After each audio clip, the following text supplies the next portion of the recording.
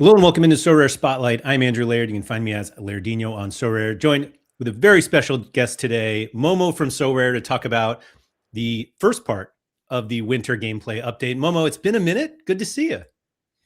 Hi Andrew, thanks for having me. Hi everyone. Very glad to be here again after a long time. I think our last one was actually the Sorare 26 announcement. So 6 months ago, doing the same exercise of analyzing this new update. Yeah, we'll get into the update in a quick second. I'll welcome everyone in. So thanks to Fraxy, Sorare FB, and Sean Thorpe on the podium. Congratulations to you three. We got Mike Baston, Jack Daniels, Sorare Soul, Sorare Burrow, Pico Player, SR Monkey. Good to see you. Don Q, Anyan. So yeah, we're gonna go through. We got another one here. Oh man, Kojo Karsula. Oh man, I knew it was gonna get a tough one. And Service Crew as well. So yeah, thanks everyone coming in. The point of Momo being here is to talk about the gameplay update, which, like we said, we got part one today. I'm sure everybody's already read it. So if there are any questions about it, Momo is here to answer them. We'll also kind of just discuss kind of decisions that went into it. But Momo, before we get into the update, from your perspective and kind of everyone in Sorare, how has Sorare 26 gone for you guys? But honestly, it's amazing. I think it's the best one so far. I mean, at least for myself, joining the company like 2 years ago. Also, in terms of how we feel the community is reacting to it, the feedback, the general sentiment.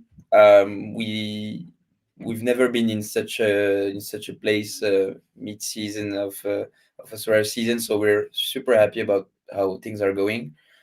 And yeah, like the community seems to enjoy the gameplay, having fun. So that's what we want. But I mean, we are not stopping here because it's also the foundations to go even deeper and building on this first success, I think.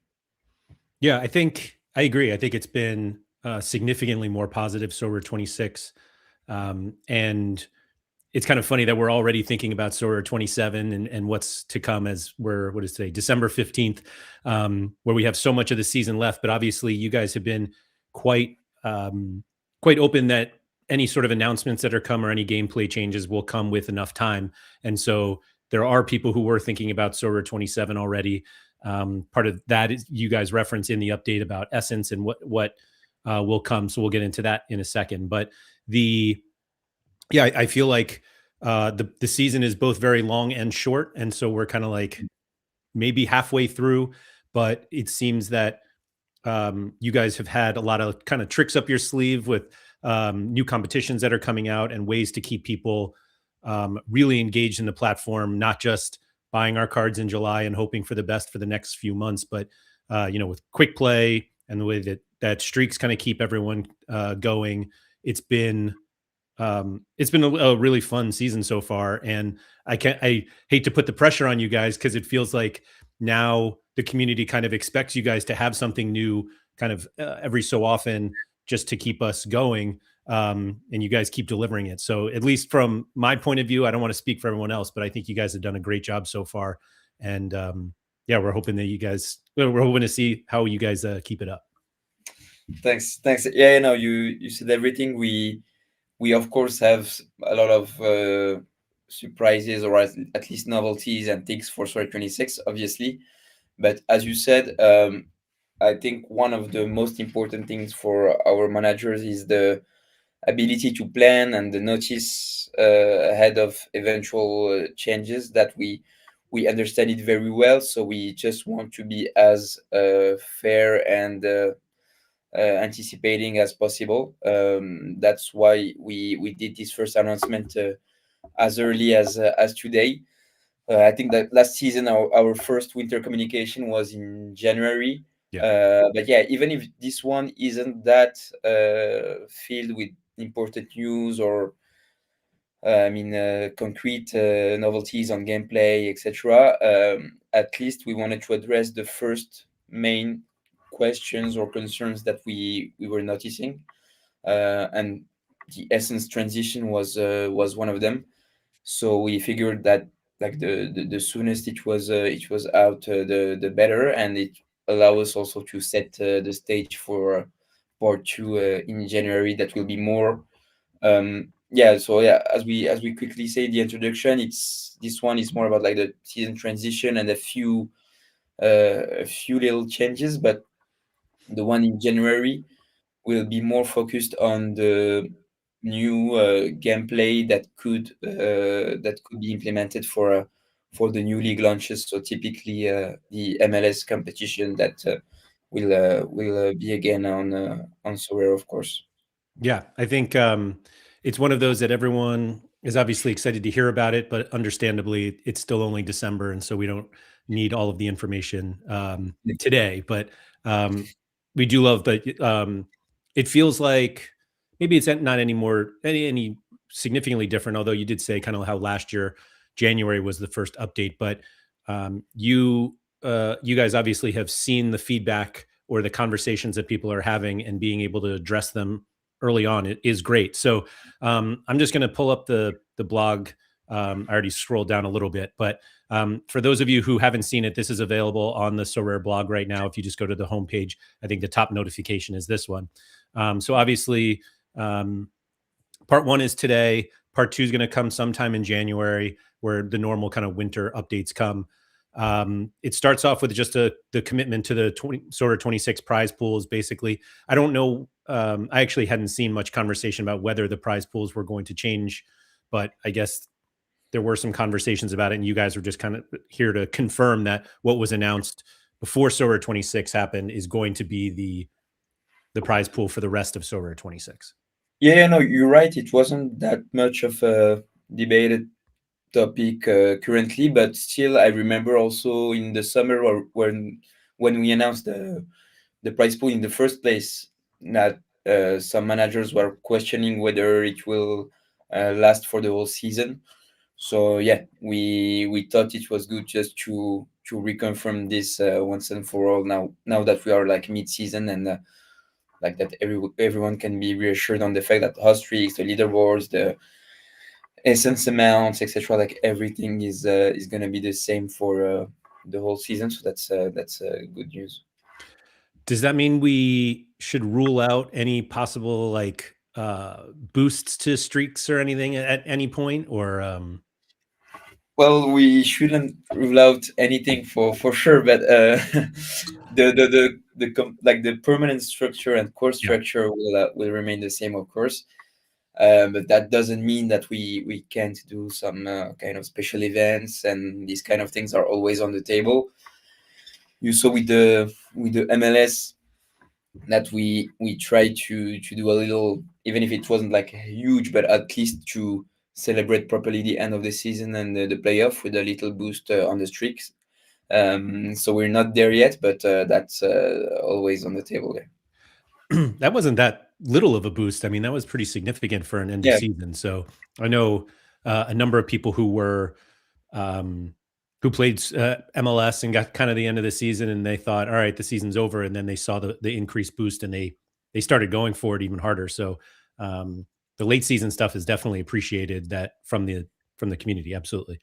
Let's talk about the essence transition from Sorare 26 to 27. So uh, in short, we're now moving to seasonal essence basically.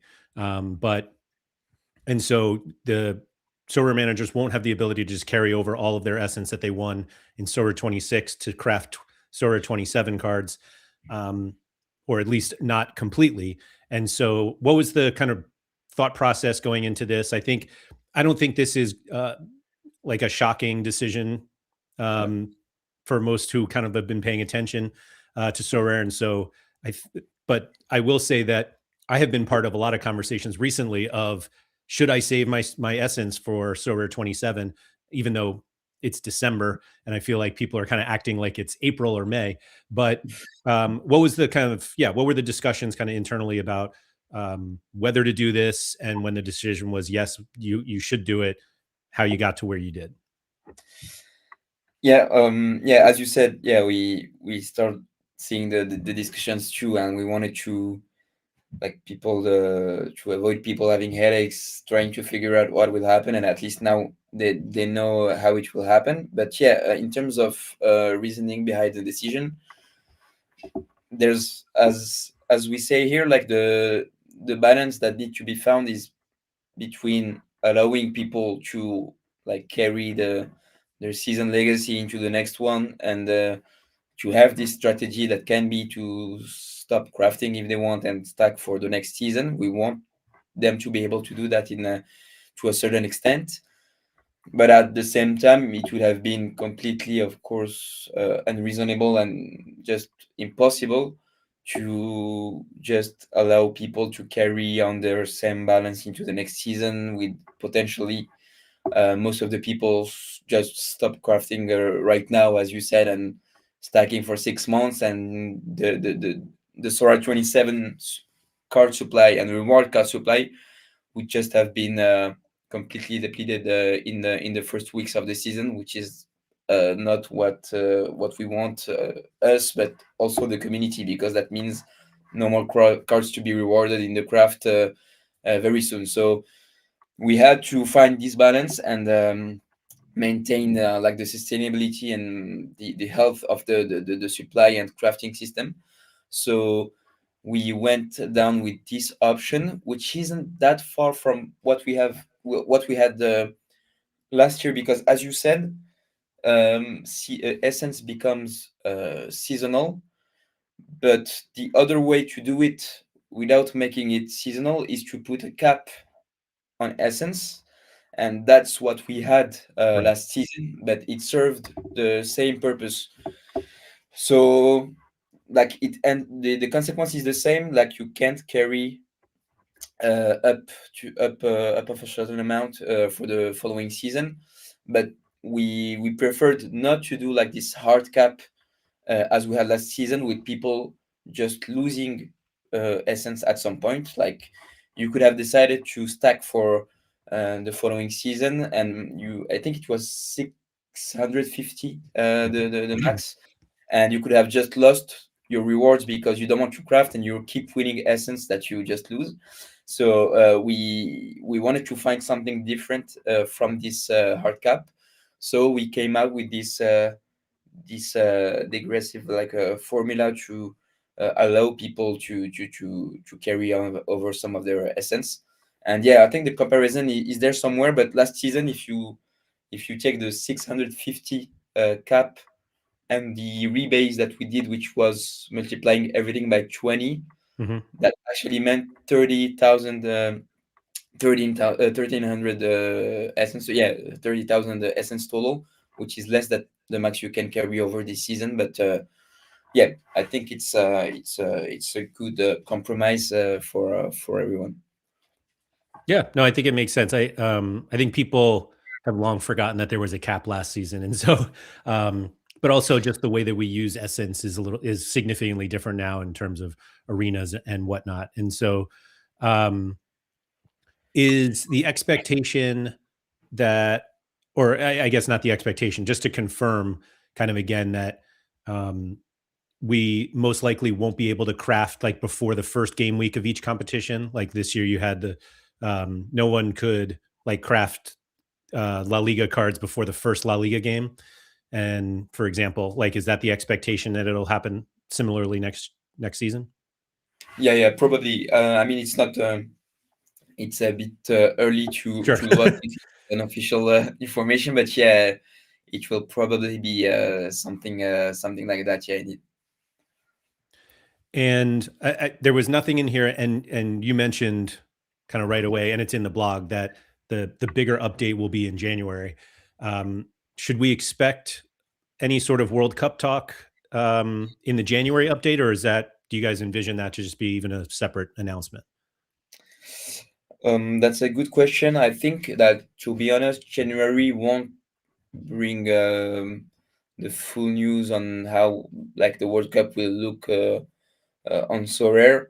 Uh, Also, simply because we are not like sure yet on the gameplay we want to have and everything that will be pushed at this moment. So we may try and give a bit more details or at least the direction, etc. But honestly, I don't think that January will be still a bit soon for us to give a full overview of the World Cup plans. Okay, that makes sense. And Philly Dilly's right. Sorry, the Global Cup, exactly. Um, and so, just to so we touch on this with the within the blog that there were some exceptions, notably MLS in terms of the essence conversion and whatnot. The details are in the blog that anybody can go and see. I'll make sure it's in the description of the video on YouTube. But the basically the MLS is going to be separate from the conversion. Um, yeah, that's it. Yeah, yeah, of course, we don't want to like it doesn't make sense to like just like reduce the MLS essence balance, which will be mid-season at this moment. So we will make sure to separate this from the moment we convert the European 2006 essence. Yep. Okay. And then basically the conversion will happen sometime in the summer obviously before the new seasons start. Exactly. Um, so also the same thing with kind of what essence flavors everyone has. The expectation is that they'll they'll try to keep the percentages as close to what they were before the transition as possible. Yeah. Yep. Yeah, yeah, exactly. And we will make the more like logical adjustments based on any change to the competition structure. But that's the direction. Yeah. Yep. So Kojo here said, are you still going to be able to play a classic card in season comps next year? For MLS, the answer is yes, which is confirmed right here. Um, I don't think this had any confirmation beyond MLS. Is that correct? Yeah, you're right. It's the direction, so we're confirming it from MLS. We at like to date we don't have any particular reason to remove it from Sorare 27, but I won't commit on that as like Yep. we're the Sorare 27 will be like a proper announcement at the end of the season. But yeah, we are confirming it for MLS, and we like the system of the classic slot and the benefit it's bringing. So I don't see any changing for now. Great, great. The other one here is this gameplay direction that is basically focusing on limited and rare, that more of the rewards are going to be allocated to hot streaks from the leaderboards. And obviously more details in January, and then there'll be separate conversations with users that play super rare and unique and how those are going to be treated. What kind of went into that? Because I think it more that hot streaks ended up being a lot more successful from the user standpoint, meaning people love hot streaks, and so you guys think that they want to be rewarded more for hot streaks, or like what was the thought between essentially the distribution of rewards from hot streaks to leaderboards?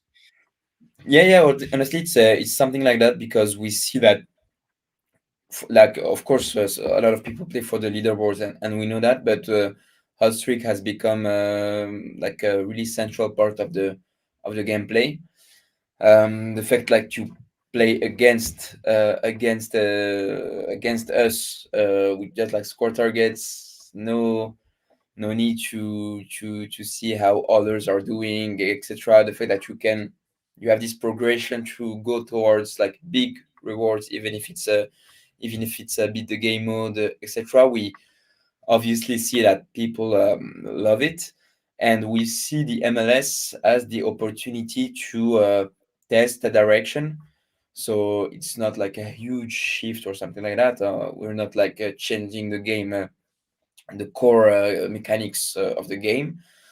But yeah, exactly the same way that hot streaks were actually introduced first in the MLS in the first place last season, and allowed us to test it and to keep it for the rest.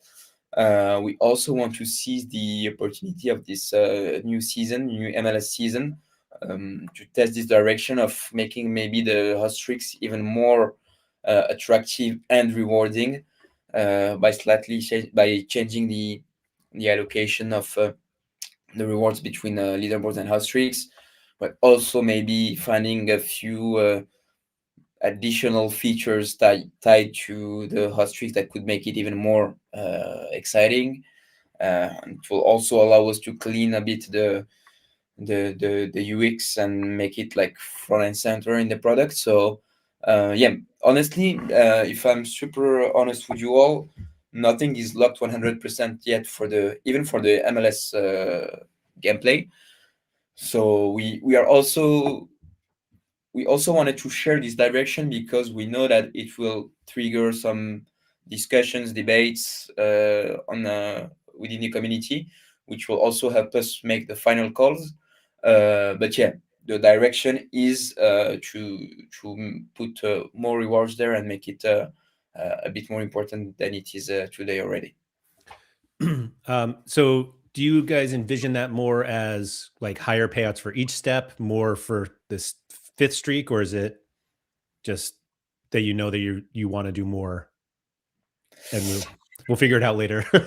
Yeah, no, no, it's I mean, we like I don't have those kind of details, but yeah, I mean, if you have more budget, that means that you can make both the maybe the first step a little bit more attractive, but also the top end. So we will see how we distribute it exactly, but yeah, in terms of like split, the total budget split between Hotfix and Leaderboards, we want to put more so that they should be more attractive, like by design, because we'll allocate more there. And just to confirm, like in January with the second update, any sort of reallocation will be just for MLS and not you're not announcing what the hot streak payouts will be for Sorare 27. Exactly. Okay. Like we won't hide. Of course, MLS allows us to test things and refine. Last season, it was testing hot streaks. It was a huge success. So we brought it to Sora 26, making it even more like easier and more rewarding. I mean, the top payout in the MLS 25 hot streaks, I think it was $160 in limited.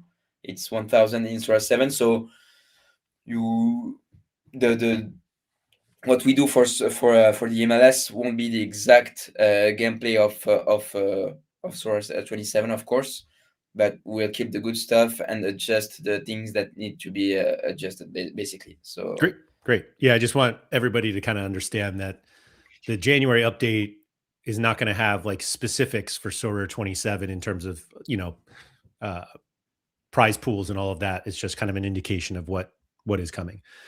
Um, so this subsection, kind of DNP mitigation, ended up being the more popular topic in like my Discord yeah, today, when this came out, and basically that, which is unsurprising, that essentially the community is split on what to do about DNPs, whether it's nothing or something that's very drastic or something that's easy. That there's really no consensus, which puts you guys in a tough spot, obviously, because you don't want it to you don't want to deliver something that half the community doesn't like. And so, you're very open that, you know, that's the situation. You don't want to implement something that, either the community or you guys are not ready for. But you are saying that you're going to start testing some things in MLS. Um, is that like how from the user perspective, what should we expect any specifics on that in the next update, or is it just, you're going to test it throughout the season in preparation of maybe doing something in Solar 27?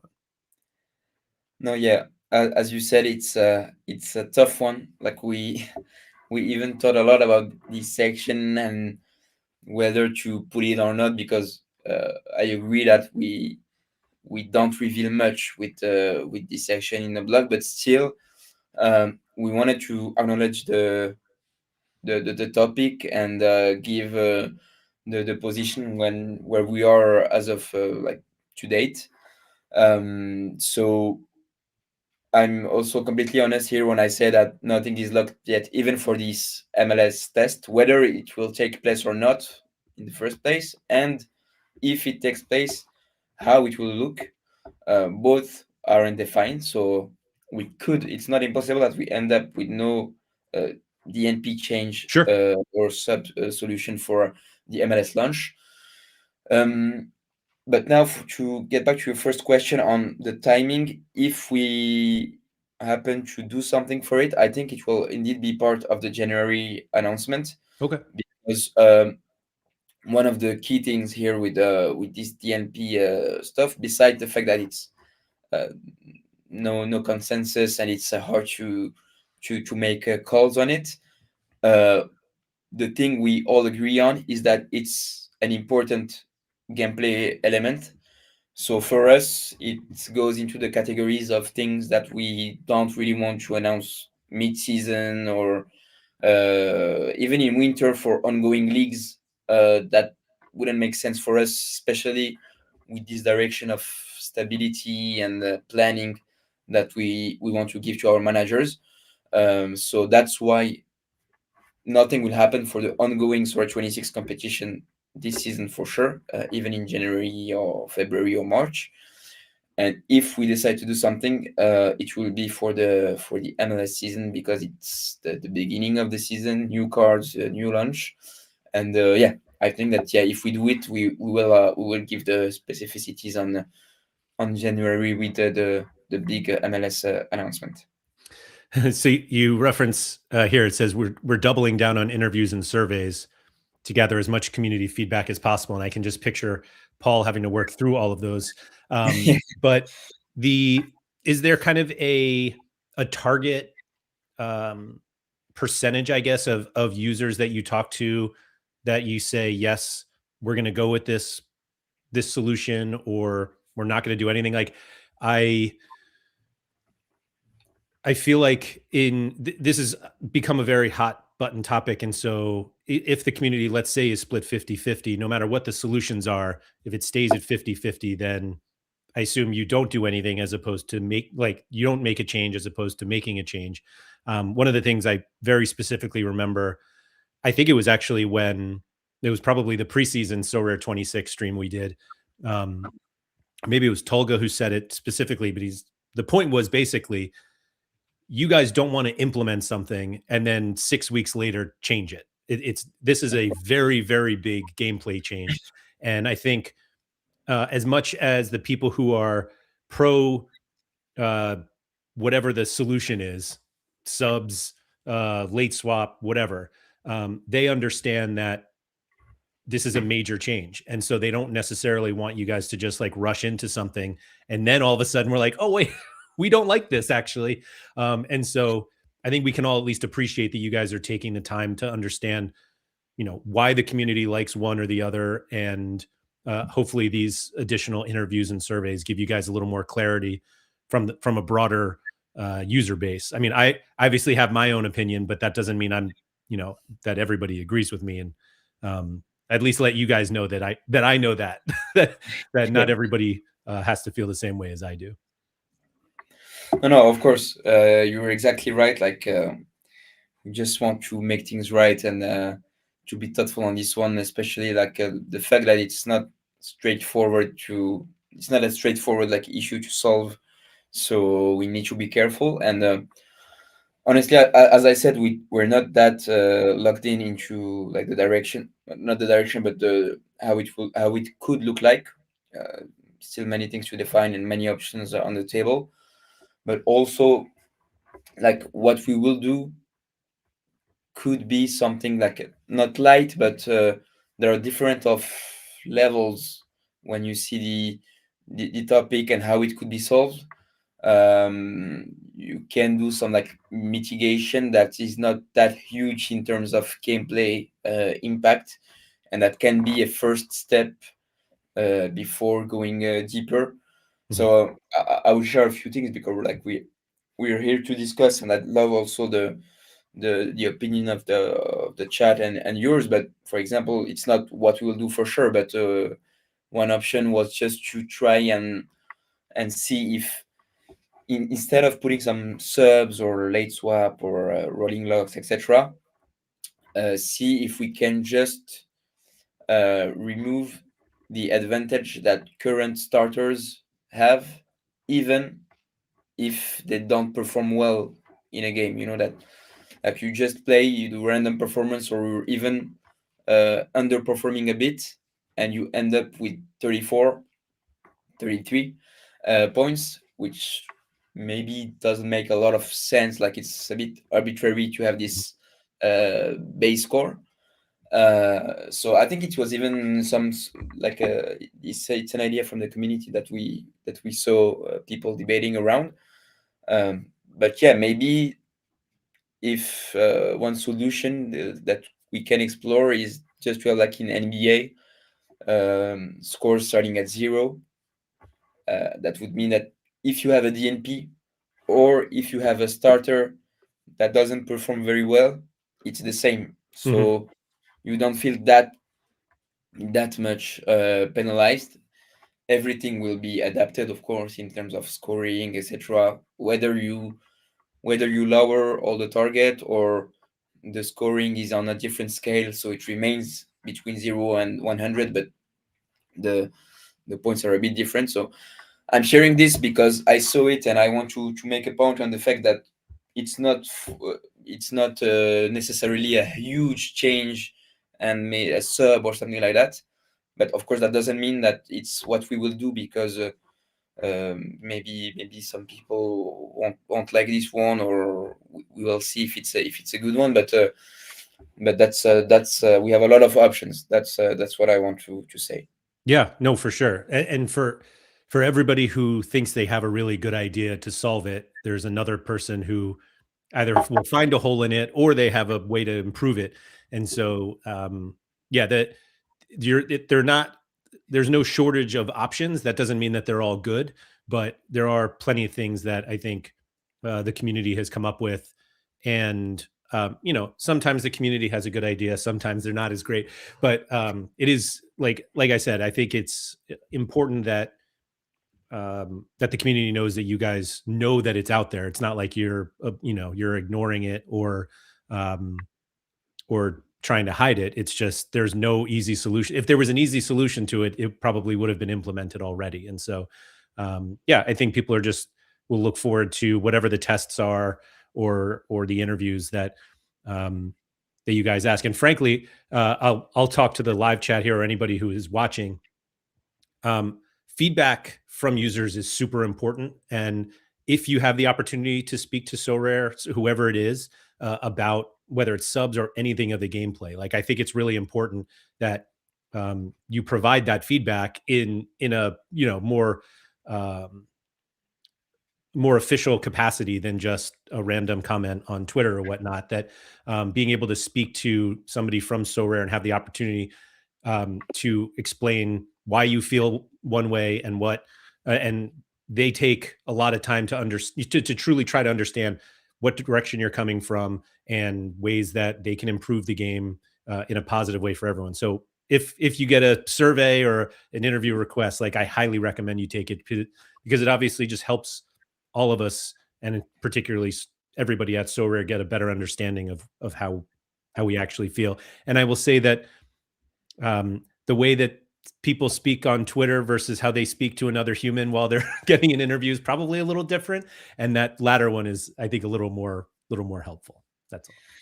No, for sure. I totally agree with your point. For sure, that's super valuable for us, especially as you said, when it's in some kind of official channels.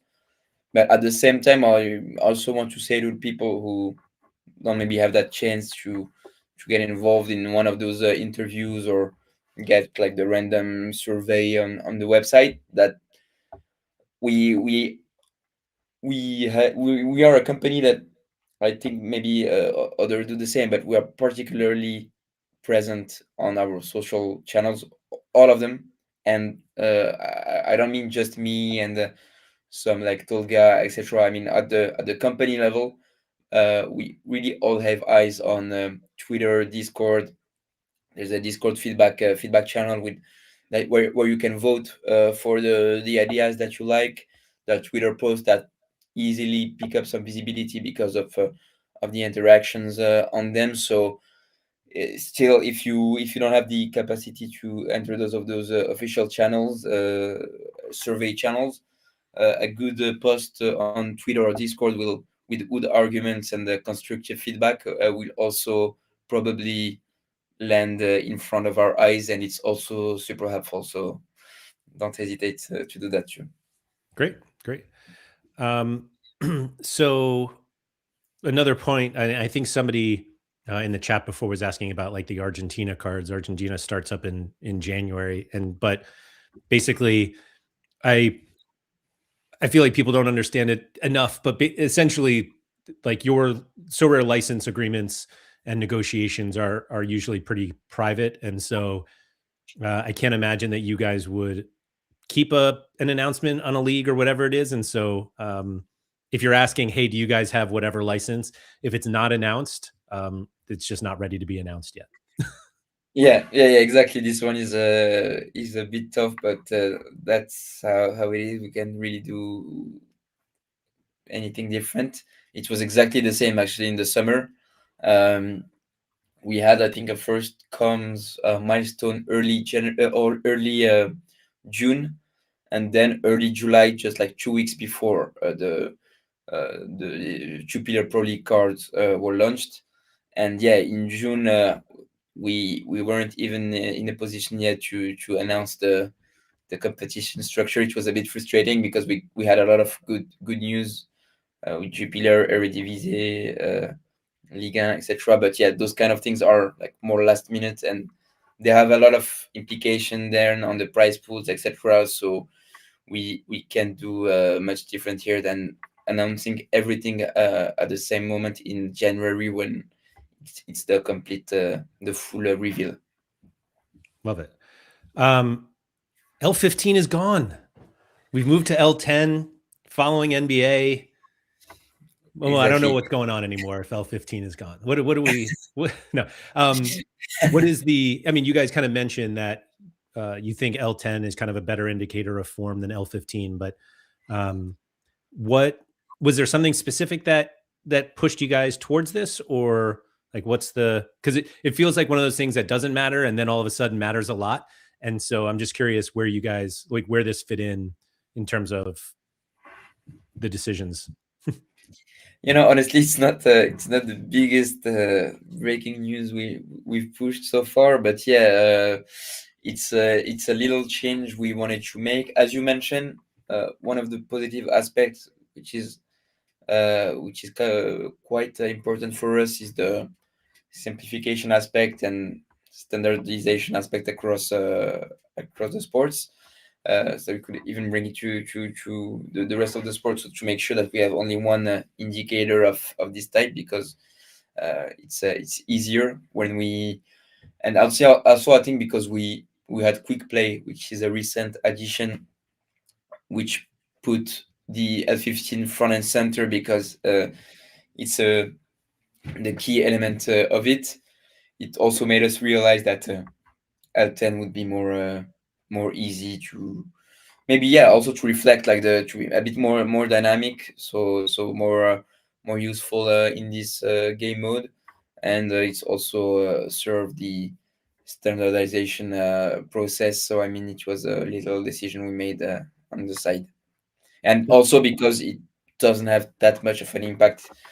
If it had like big downsides, we wouldn't have make it, but it's not huge. I mean, the cap remains the same, whether it's in the arena or the lineup bonuses, etc. Like the impact is pretty minor in terms of gameplay and strategy. The only thing, because I saw a few questions about it, there's a sentence when we precise that it's whether the player play in them or not. Uh, that doesn't mean that if, because I saw some incomprehension, that doesn't mean that if the player doesn't play, it count as a zero and it's calculated into the L10. It's just that I think it's a difference we have to date with the NBA, if I'm not mistaken, that we'll also have to fix at some point. But I think that in the NBA, the L10 is only on games that are played Yep. by the player, regardless of how many games he missed. Whether in football today, the L15 doesn't work like that. It's whether it's played or not. So that's why you have some players with a huge L15 just because they played one games and were DNPs for a long time. So that doesn't change. It's that it will remain the same logic in football, but with the 10 game average rather than 15.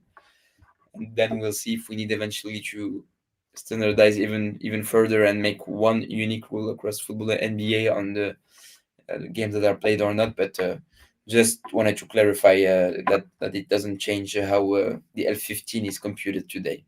Yep. Yep. I think that was a worthwhile explanation there because yeah, for those who play NBA, you're kind of used to just the last 10 games that player played counting, and then if they missed a bunch of games, their L10 doesn't change from there. But in football, it obviously will once they get to that mark.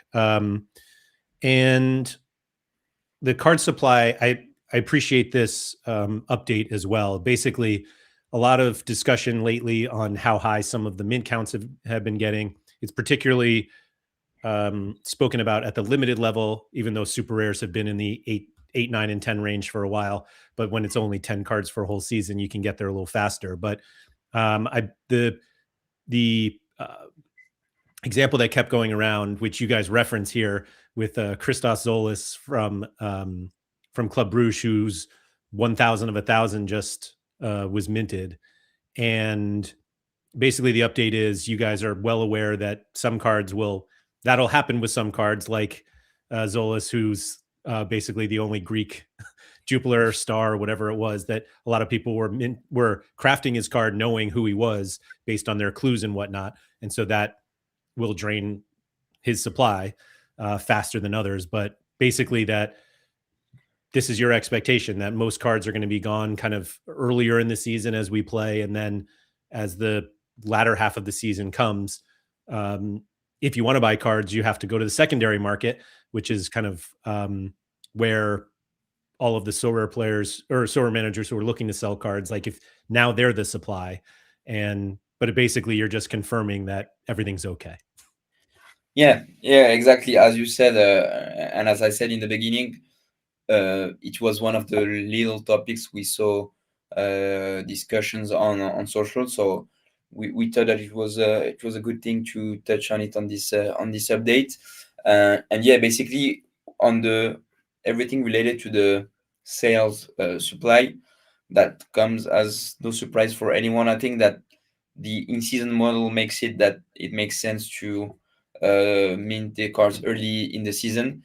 So it's totally expected from our side that the auction rate was quite high at the beginning, and that we're almost done in some leagues and players in terms of sales supply only, of course, because they're separate with the rewards.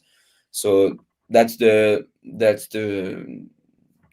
our model. So it's not an issue at all. Like, we make most of our revenue early in the season.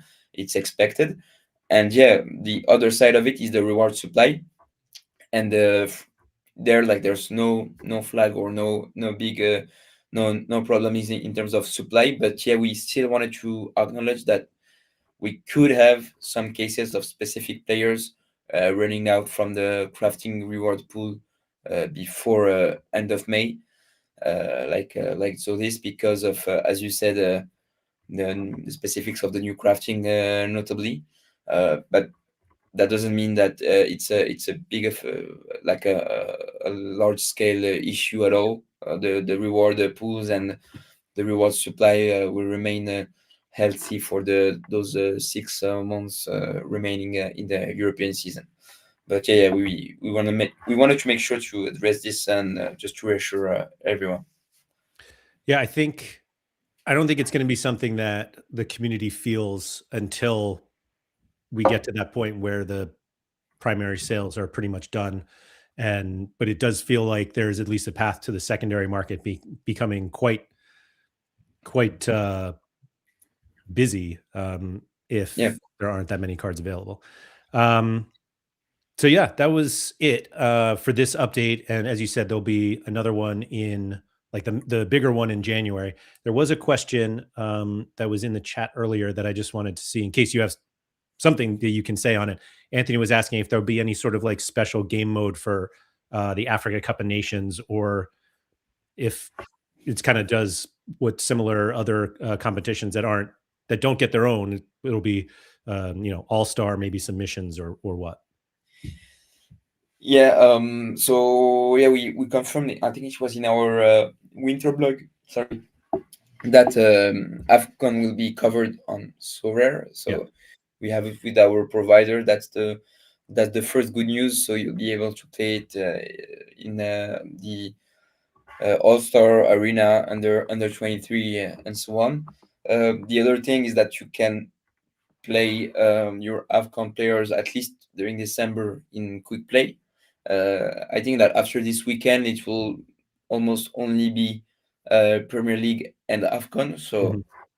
the Afcon cards, the Afcon winter cards, have this extra utility with quick play. And then there won't be like a specific special event with like cash prices, etc. That uh, we can confirm it won't happen, but it's not impossible that we have one little additional surprise for the tournament, even if it's not huge. But maybe like I'll give a little hint, but it can be just like a, a branded arena where you can only play those cards. So at least you only play against other Afcon cards, and it's separated from the other arena, but it gives a bit more focus on this competition. That's something that we could push before the start of the competition. There we go.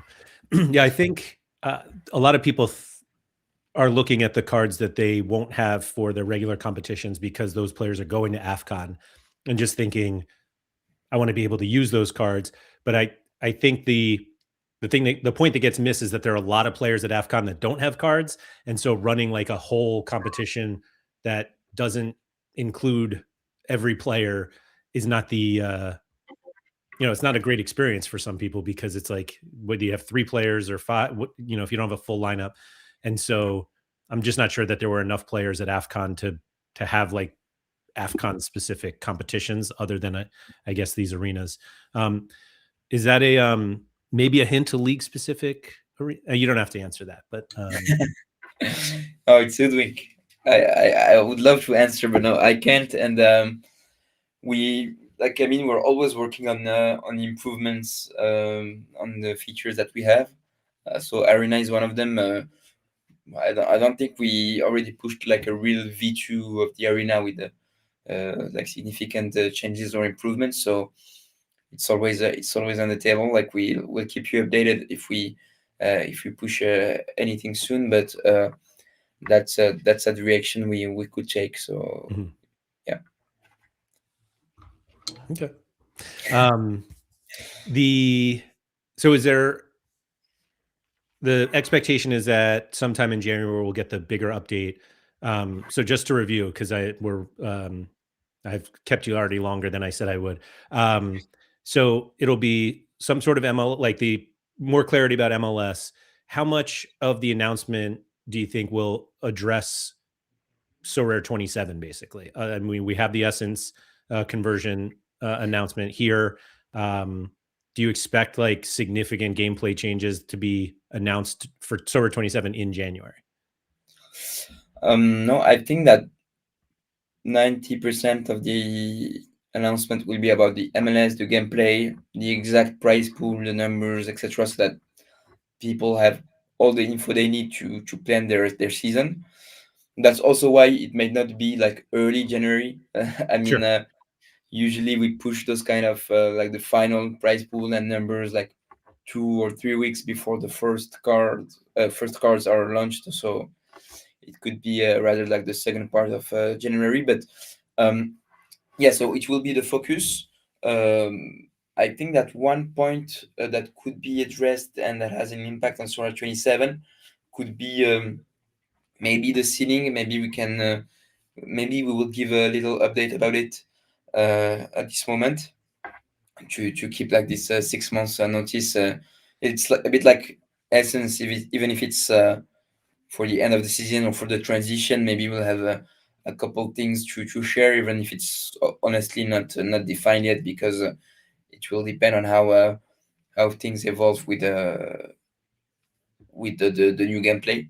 Like, to be very transparent, I mean, if we today the streaks aren't concerned by the ceiling reward boost. So if we announce the gameplay that is more focused on the streaks, we'll have to announce something linked to seeding at some point, even if it's needs adaptation based on what we currently have. But Mhm. it's one topic, yeah, that will probably be also in the January announcement, and that has an impact in the transition to Sorare 27. But apart from that, as I said, the focus will be on the MLS, but it will help for sure. It will help us for sure designing Sorare 27. So even if it doesn't mean it will be replicated, it's a good way for us to test things and to bring the good stuff and adapt what's not working for Sorare 27. So I can't even remember when the Sorare 26 kind of a big announcement was. Was it like May or June? It was early June, like I think the third or the fourth. It was the really first one that didn't go super well, if I remember, because like people were a bit worried with the direction, and it was this issue of communicating in phases because we can't give the full picture with a 2 months notice. So it was a bit tough to find the right balance. But yeah, there was this first milestone early June, Okay. and then really early July, same. It was the third or the fourth. It was the full reveal with the hot streaks, the all the milestones, all the numbers of the prize pool, the final competition structure, etc. It was approximately 2 weeks before the first Jupiler early access went live. Yeah, that was something that was referenced in the blog that I feel like we need to also address that because you guys have so many external partners, obviously all of the licensed clubs in the leagues, you can't always announce everything when you want to. And so I do appreciate that. There's some people asking, well, why do they keep doing it in pieces? And the response is simply, if you waited until everything was approved, it would be too late and people would be really thrown off. I also have always said, I think it's just too much information for one huge blog that's 30,000 words and people don't necessarily want to read all of Yeah. that. But yeah, there is an understanding that, or there has to be an understanding that because you guys have these external partners that you work with who may not want everything announced right away, that you guys have to space it out.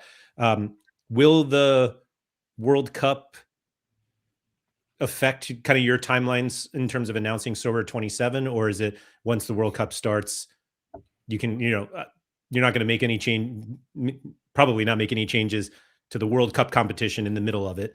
And so once that starts, Sober 27 game on? That's a good question, but yeah, if I'm not mistaken, the World Cup ends mid-July, which will make it too late to wait for the World Cup to end Yeah. before going deeper into Sora 27. So yeah, as you said, I think that probably once the competition starts, we can start communicating about Sora 27 for sure. That will probably be the timeline, I guess. And should we expect a World Cup, like World Cup details in April, May, June? Well, yeah, it starts in June, I guess, right? Yeah, I hope so. I hope so. We'll try to give as much notice as possible. But yeah, that would be ideal if we manage to get the reveal in April or early May. That would be ideal for Yeah, yeah. sure. Great. I won't hold you to it. I understand it. There are other Yeah. things, but that was awesome. Is there anything, did we not touch on anything that you wanted to touch on? I think we kind of addressed the questions in the chat, except for K2 stuff from Hoodwink. So sorry, Hoodwink, on ignoring those. But yeah, was there anything else that you guys wanted to touch on, excuse me, from the blog? No, no. Honestly, I think we covered everything. maybe I'll just repeat that, like we're happy in how we're rolling out this winter update this season with this first early milestone mid December.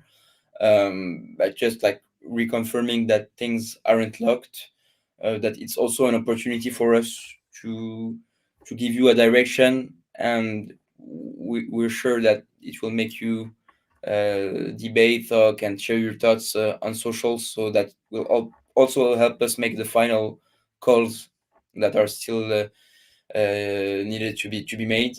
So we'll be super careful to monitor all of this feedback. And yeah, thanks all again, especially for the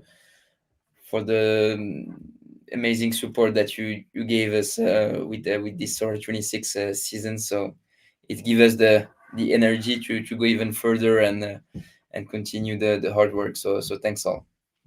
Yeah, yeah, absolutely. Thank you for the time here, Momo. You can now take all of that energy and keep working now that now that we're done here. But no, really appreciate you coming on.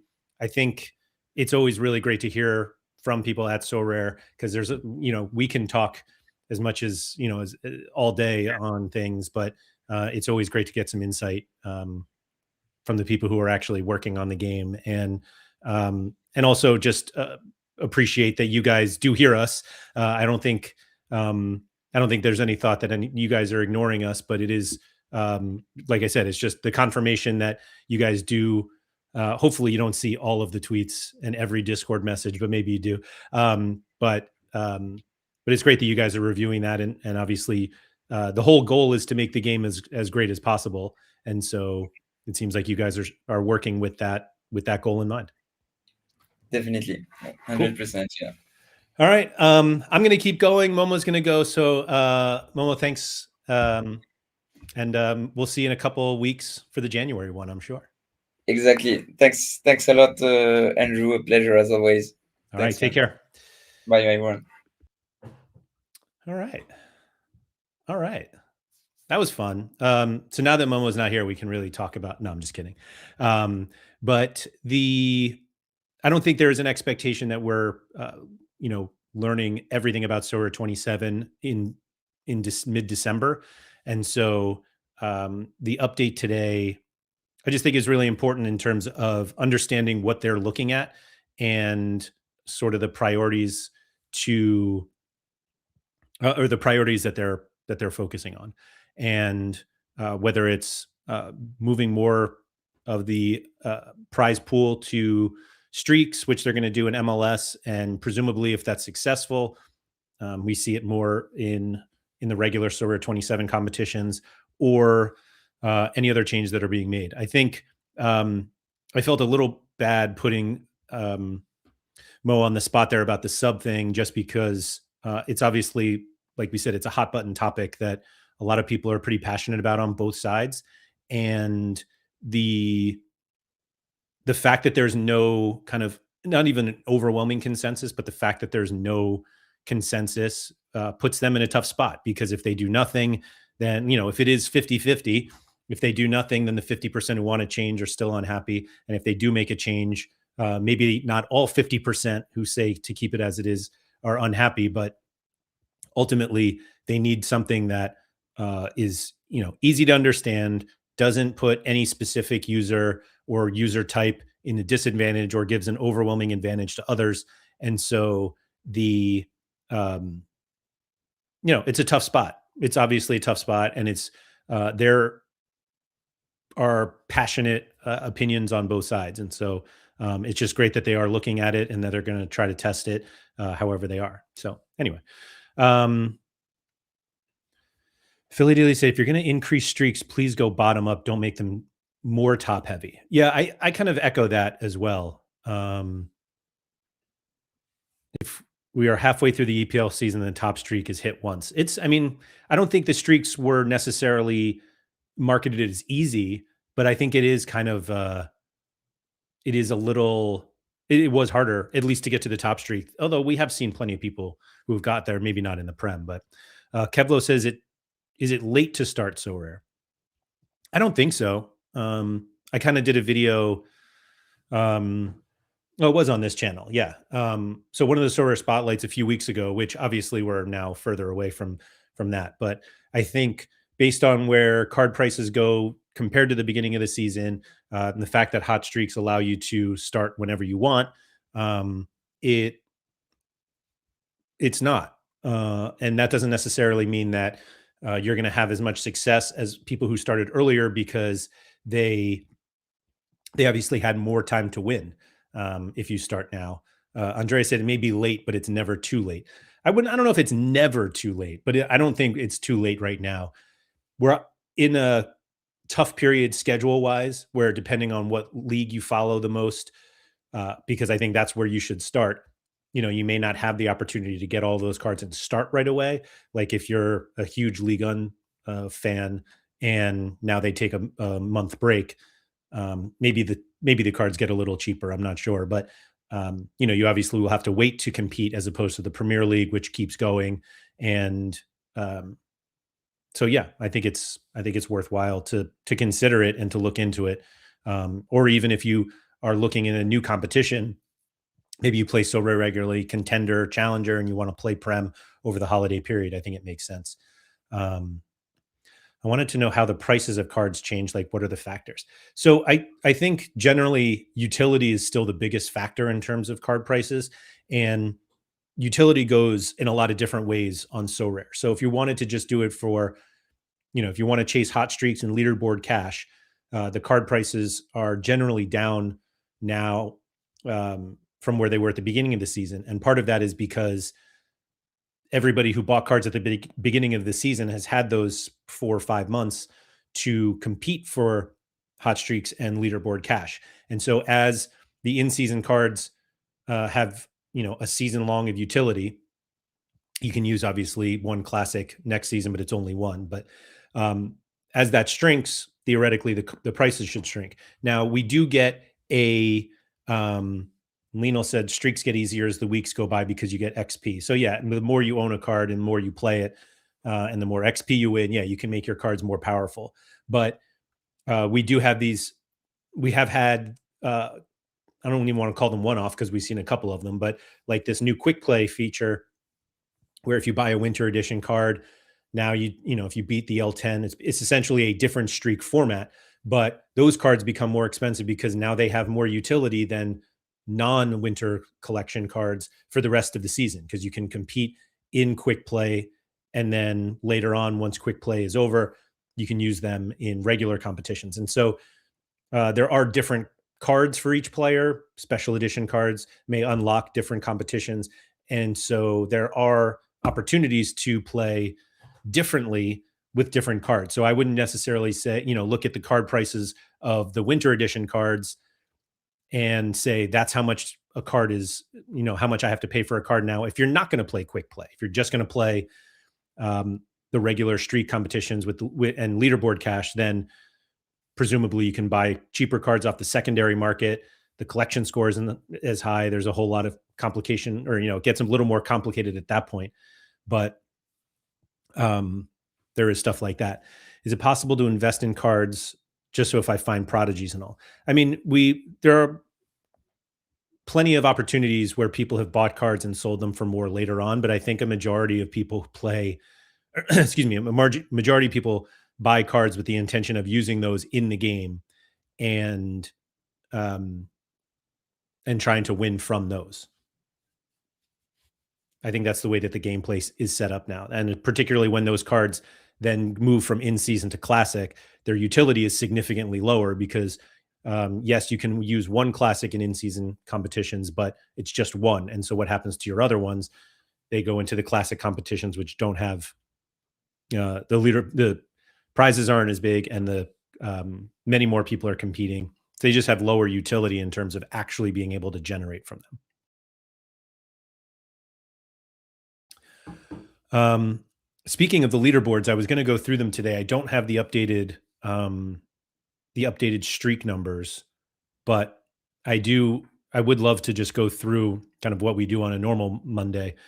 And apologies for everyone who missed out on last week. I'm sure you were greatly missing me, but I lost my voice last weekend, and literally I couldn't put a whole sentence together without my voice just disappearing. So, but I'm back now. I'm back, and we can check in. I know there are some leagues that are not done yet, but we see here Liga and Bundesliga are done. I don't know, is Prem done? No, we've got another Prem game today. But so basically, what we normally do is just look at see who's winning what, and so because Ligue 1 is over, we can check out Ligue 1 and just see what types of lineups won it here. So we've got kind of a combination lineup here. Congrats to Gainvan. Um, no, no need to go through Prem goalkeepers this week. Oh, we'll go through. We'll go through.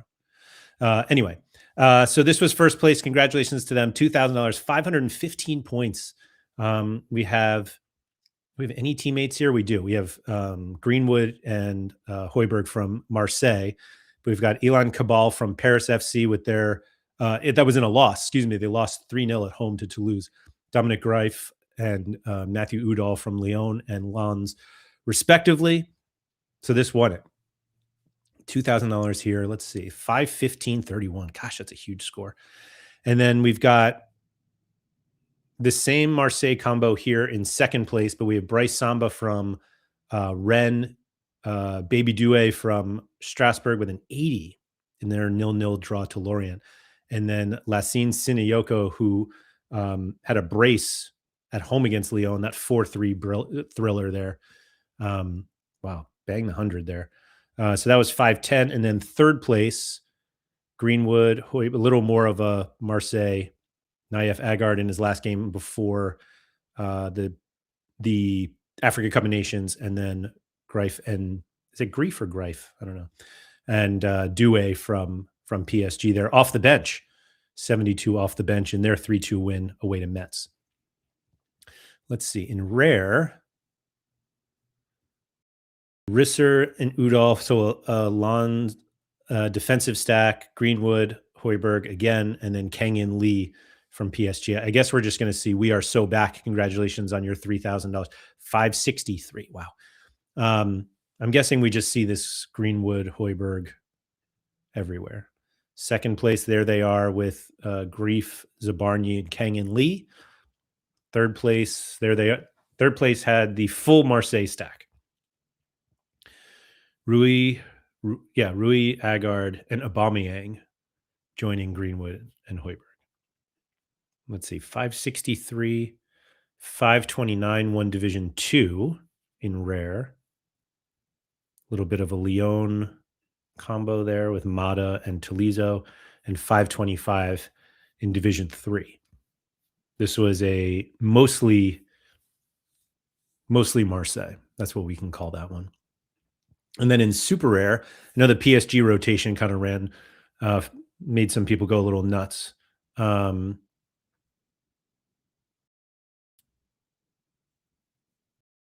Sorry, I was trying to catch up on the chat here. There.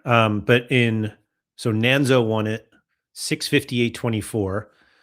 Rui, Mark McKenzie Classic. So it's two classic super rares.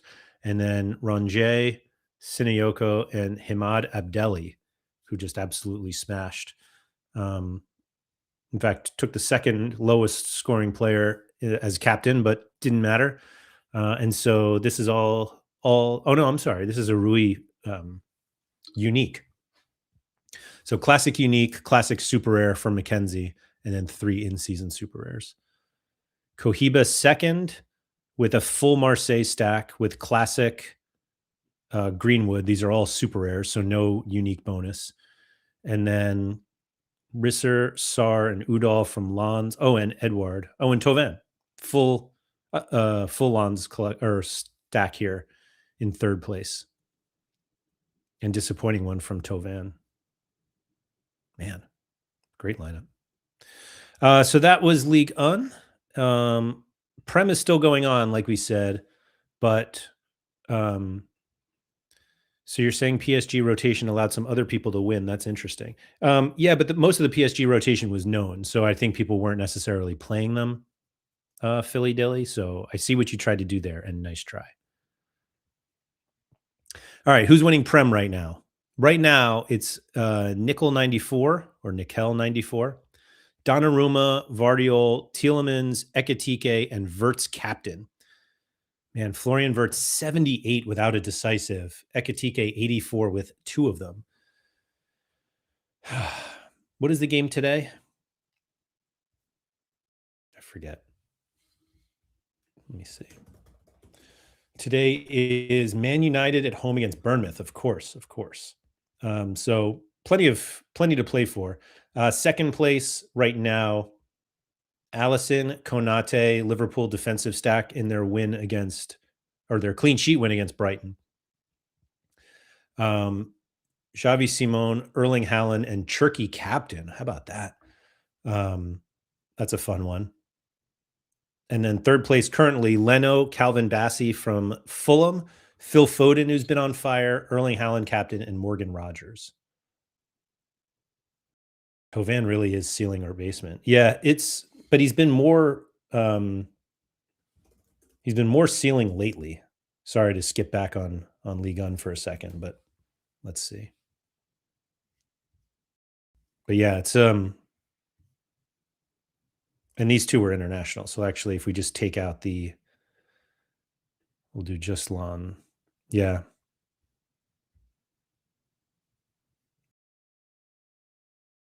Yeah. Haaland is really sealing your brain. Does Haaland go to the basement at all?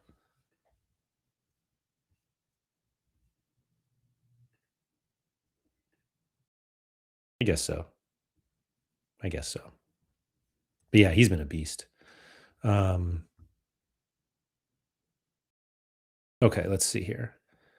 And then in rare, Sanchez, Chaloba, Foden, Cherky, and Harry Wilson. Wow. Shout out to Harry Trades there. TMO 50, Donnarumma, Ruben Diaz, Foden, Haaland, Cherky. Cherky Halloween edition. Love that. Air Max 166, currently third. Sanchez, Chaloba, Foden, Saka, and Haaland. So the only difference here was Cherky to Saka, right? Oh, no. Sorry. First place. Cherky, Foden. So this one was, no, completely different. That rare lineup winner is clearly lineup 4. This one, you think so? You think so, Philly Dilly? Let's see. Easy way to check.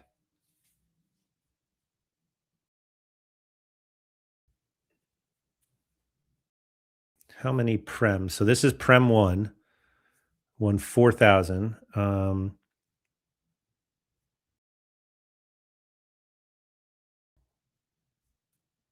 Here's another one. I think this one was probably lower. Lamens, LaCroix, O'Reilly, Ekitike, and Capier. Petrovic, Ruben Diaz, Zubamendi, Doku, and Vardiol. Yeah, the Doku DNP. Yeah, I think that was their top lineup, the one above. Looks like they have a lot of Man City cards, so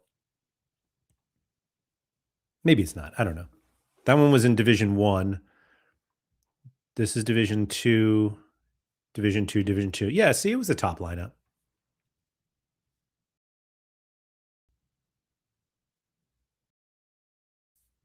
Yeah, you're fine.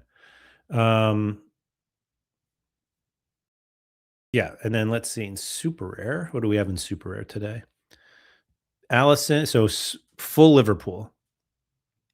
Allison, Van Dyke, Curtis Jones, Ekitike, and Verts. That was Sanchez. Bambi is second here. Sanchez, James, Foden, Neto, and Chaloba. And that's with 3 in-season uniques and a classic unique. Wow. And then Nanzo had a all in-season. Oh, I'm sorry. Nope. O'Reilly is a unique. But Donnarumma, Diaz, and Haaland in-season super rares, and then Foden classic. Nice lineup. So that's Prem. La Liga. Did we say La Liga still had another game? I don't remember. Let's see. I don't play La Liga, so I'm not Here we go. Yes, La Liga is not done yet. But we can still look. Betis versus Rayo Vallecano. Excuse me. I just combined those two words. Thank you, Andreas. So first place right now. I don't know if you guys have ever heard of these players, but we'll go through them. Joan Garcia, Jules Koundé, Pedri, Yamal, and Bellingham. Pedri with a 100. Phew. My goodness. So 4 Barcelona players and then Jude, but a Dortmund jersey, so nobody has to get all fired up here. But this one, you should get fired up. So this is the same lineup, but instead of a Pedri captain, it's Yamal captain. So Garcia, Koundé, Pedri, Yamal, and Bellingham. And then third place was, instead of Bellingham, it was Rafinha. So Barcelona win 2-0 against, who is that? Osasuna. And everyone wins, or everyone eats when it comes to Barcelona. Do we think rare and super rare is any different? So this was the second or third place lineup in limited: Garcia, Koundé, Pedri, Yamal, and Rafinha. And here we have the first place lineup in limited: Garcia, Koundé, Pedri, Yamal, and Bellingham. This had a Yamal captain. Third place, same Yamal captain and Rafinha. So it was just a Barcelona week. First place in super rare: Garcia, Koundé, Pedri, Yamal, Rafinha. Pranksy second, Kubarsi, excuse me, instead of Koundé, and the Jude Classic unique. These 3 are in-season uniques. And this is where I inevitably have to look and see what this actually paid out. $2,000 was the top prize, but because we have 4 in-season super rares and 1 classic, 4 in-season uniques and 1 classic unique, this lineup actually paid $10,560. Looks like Pranksy was also first in Jupiler. That paid $9,120. Not bad. Not bad at all. So yeah, Barcelona and Jude, I guess. This one is Garcia. Oh wow, Alejandro Balde, Jude, Rafinha, and Yamal. What did anyone else from Real Madrid score well? Mbappe 72. Yeah, we didn't see any Mbappe. Rodrigo. Yeah, that was about it. Andre said the top guy also hit the 5th streak in rare, so that's a nice payday. Really? Oh, in rare, excuse me. Let's go back to that.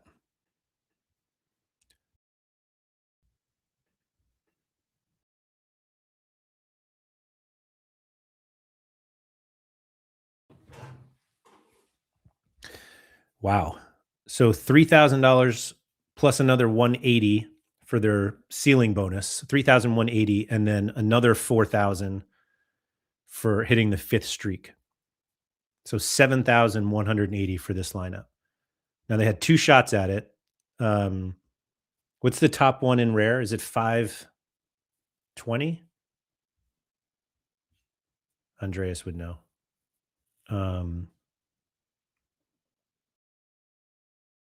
510. Thank you, Andreas. So this other lineup: Garcia, Balde, Pedri, Yamal, and Julian Alvarez. So it was different defenders, and Alvarez, obviously, instead of Rafinha, came up short. Do they have another one? Here's another one. Unai Simon Paredes from Athletic Club, who lost 2-0 away to Celta Vigo, but then Jude, Yamal, and Rafinha.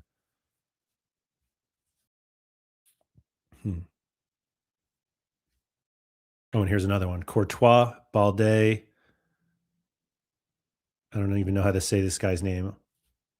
Hardigizar, Rashford, and Vivian. Obviously, that's the last. Oh no, I'm sorry. That's limited. That's limited. Never mind. But yeah, that's a great hit.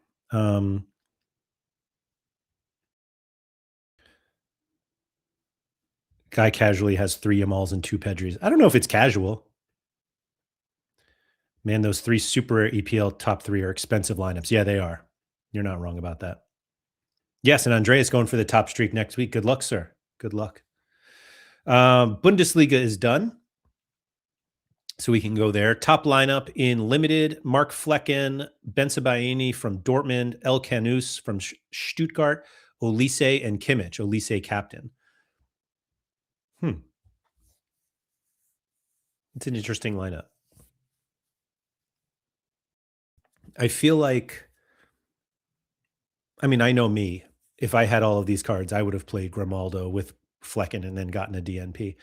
Anyway, second place, Nubel and Mittelstadt, the Stuttgart combo there, and then Kimmich, Kane, and Aliash Garcia. Aliash Garcia has been so good.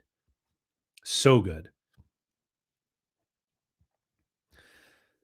And then let's see, third place, Nubel, Orban, Garcia, Undav, and Mainka from Heidenheim. I had Aliash Garcia in a lineup. I needed 380 for the second streak, and I came up short, 351. Captain Garcia, but the DNP. I even bought Undav on Friday morning, but the Upamecano DNP left me 29 points short. Painful one that. Anyway, let's see what we got in rare. Wow, Arthur Theate. Zetterer Theate, so that's a Mainz defensive stack, along with Kimmich, Olise, and Garcia. Kimmich captain. Wow. I guess Mainz at home to Augsburg's not that much of a crazy idea, but man. Nubel, Christensen, Stiller, Olise, and Llewellyn from Stuttgart. Llewellyn with a 100. I threw him in a lineup, and I was actually, he's right here. All I had to do was move him from, well, I couldn't, well, yeah, if I had just played Llewellyn here instead of Undav, I just switched them, which I didn't actually have that. Well, actually, I had Llewellyn here to start the game, or to when I first built lineups, and then I needed another one, and I bought Undav, which was a killer. And then third place, Nubel, Theate, Kimmich, Stiller, and Undav. Yeah, I mean, Stuttgart had some decent scorers. They won 4-0, so that'll happen. Super rare, Nubel, Mittelstadt Classic, Stiller, Undav, and Llewellyn. So a Stuttgart stack right there. Chief Brody. Johnny KR with Nubel, Mittelstadt, El Canus, and then Kane and Serge Gnabry. Cardbreaker in third, Nubel, Mittelstadt, El Canus, Undav, and Jeff Chabot. Mittelstadt unique captain.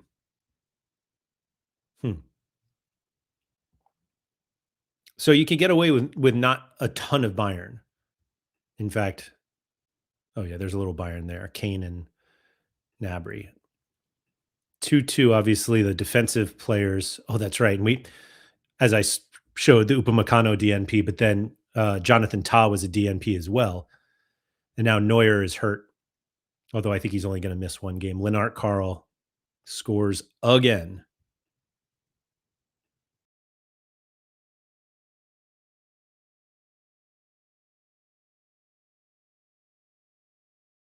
What a run this kid is on.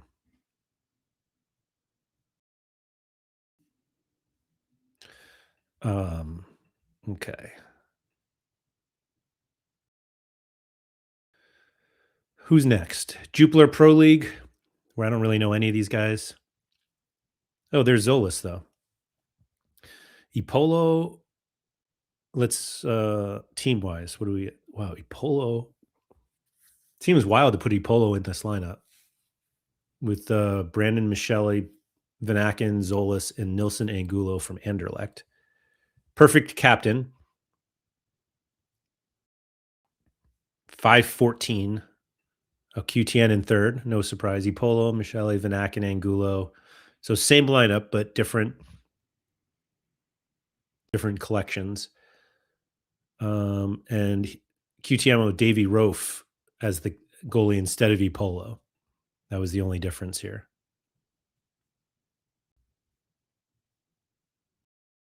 Not bad. Do we think rare looks the same? No, it doesn't. Kuzman's, well, it does with these four. Oh, it's basically, wow, this is a fun one. Oh, QTN. So four jersey mints, which is fun. Kuzman's, Michele, Mekele. I wish somebody would tell me how to pronounce his name. Vanaken, Zolas, and Angulo. So GG's QTN.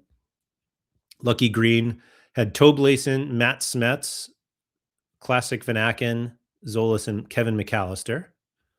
That's fun. Fulham had Nacho. Well, it's all three goalies. Wow. So, like, were there any good goalies in Jupiler? Here we go. Toby Layson with the only clean sheet in the entire league. That's funny. And only 6 AA, whereas Apollo, Tolan, Miras, all 20 plus. And in super rare, Miras, Michele, Vanaken, Zolas, and McAllister. Who was that? Pranks. Oh, that was the one we looked at earlier. A couple in-season uniques there. There's the in-season Vanaken unique, Zolas. That's fun. Classic Kyle Sherpin. And then, ooh, here's a throwback. That's an original season Vanaken super rare. I bet that card's been around forever. I mean, obviously it's been around forever, but I bet it's 40,000 XP. That's actually less than I was expecting. They get it recently? 2 years ago? Oh, all right. One clean sheet in the league. Super tough week for streaks. Yeah, I mean,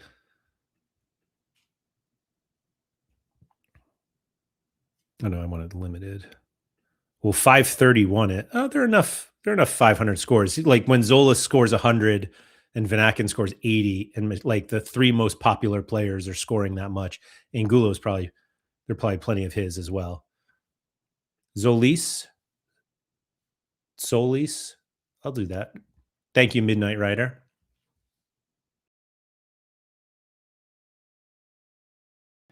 Let's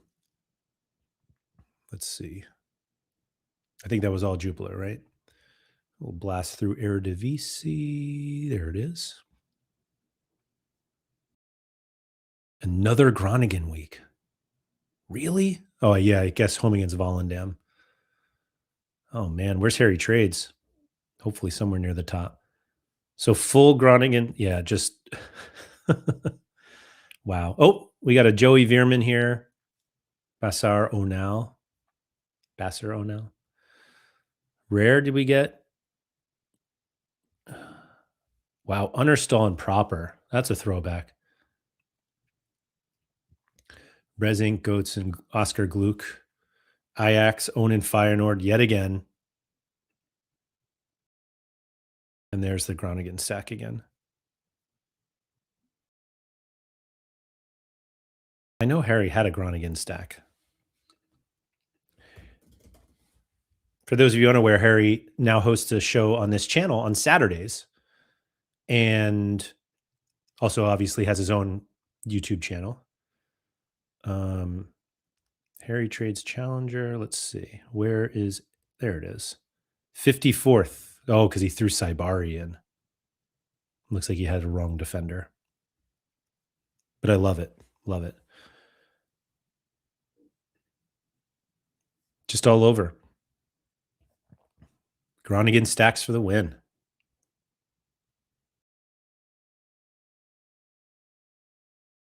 A little bit less in super rare. In fact, yeah. Oh, well, that's not a defensive stack.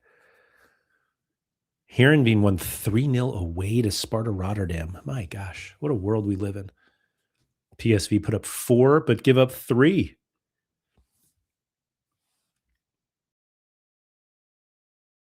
Some pretty weak scores. For 4 goals, Goose Till was 78, but only one, or two decisives with 78. Dest with a 75 thanks to an assist. Veerman, yeah. And Jiz Hornkamp with 77. All right. Challenger?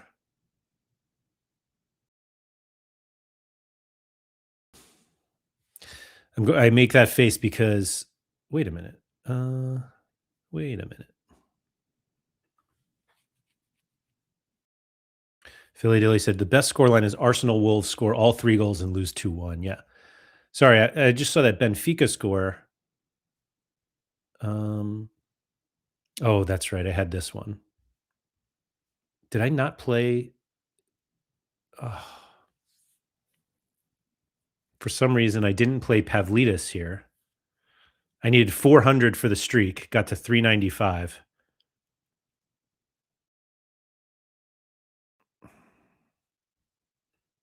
And he scores 94, and I didn't even use him. Oh my goodness, what am I doing? I think I have I mean, I absolutely have all 4 of these guys. Hold on.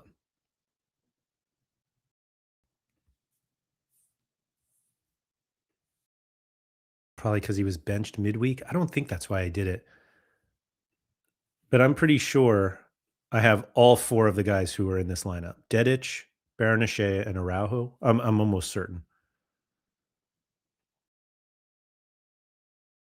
Trubin, Dedic, Araujo, Baranachea, and Pavlidis. Yep. I would never make a just me personally, which is why I'm not at the top here. I would never make a Benfica stack, including 2 defenders, and not use Otamendi. Second place, Rui Silva, Svetkovic, Arsnes, Sane, and Roland Shalai. Challenger can change quite a bit because uh,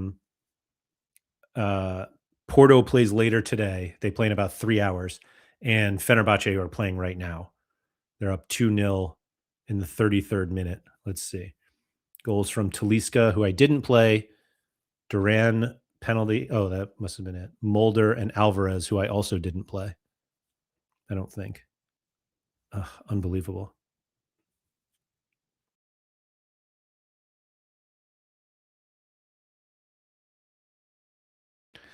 Without cheating, what should a super rare Cole Palmer auction go for right now? I have no idea. Um, oh yeah, Braga also has a good matchup. I don't look at Prem super rare at all, so I don't. He's been awful. I know that he got a decisive this weekend, but I can't even put a number on it. I would assume it would go well over $1,000, but I don't know what. I don't know. Now I'll cheat and pretend that you're not looking. Is there an auction right now? Seems late to do an auction.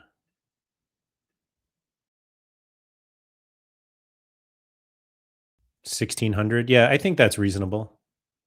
Reasonable, like compared to where we are, what you can win.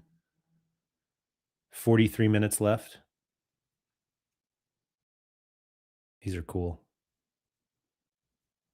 Yeah, I don't know. I don't know what that says about anything. Um. So yeah, Austria. Yeah, Austrian Bundesliga. Are they on break now?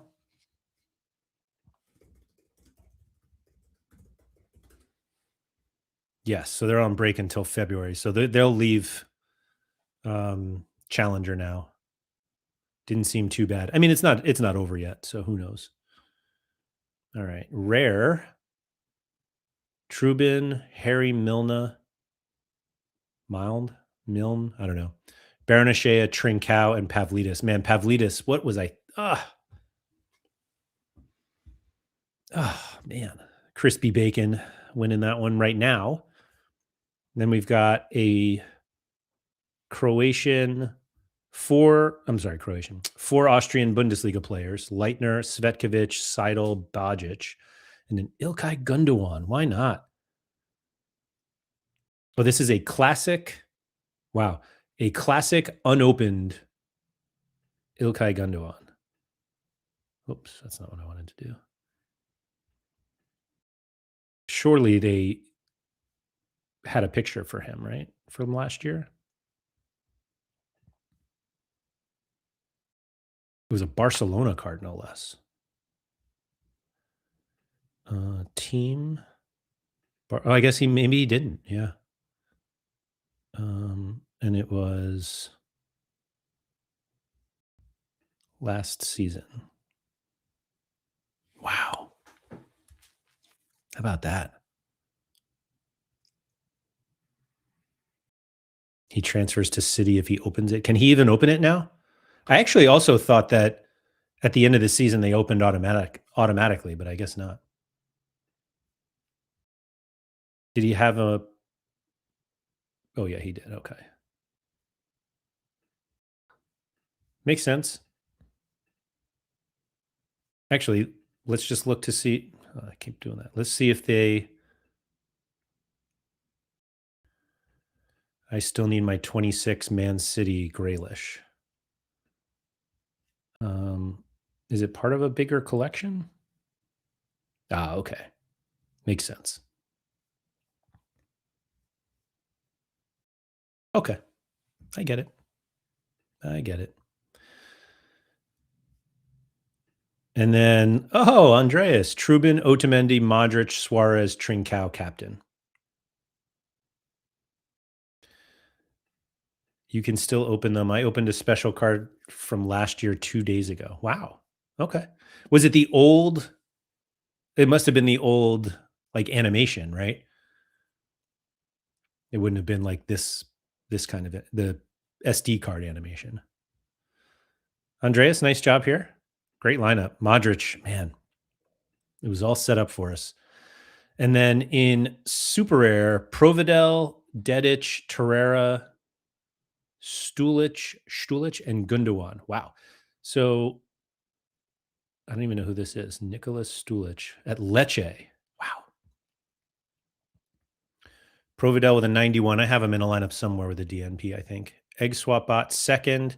Juan Castillo, Bastoni, Baranachea, Cerny, and Petkovic. That's classic, unique, and classic super rare. Okay. Holy moly, super rare is close. Wow, you're right. 624.92, 624.89, 624.67. Trubin, Otamendi, Arsnes, Sana, and Dedic. Then they're all like quite different lineups. And they're 25 points ahead of fourth place. Wow. That is pretty crazy to see. Whew. Good spot, Andreas.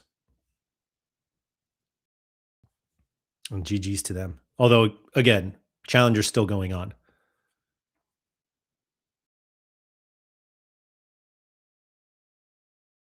Okay. Contender. We've got some two Bundesliga. Wow, her go to 99. It's been a minute. There's no way he scored even 90 in the last year, it feels like. There we go. Game week 47 of last season.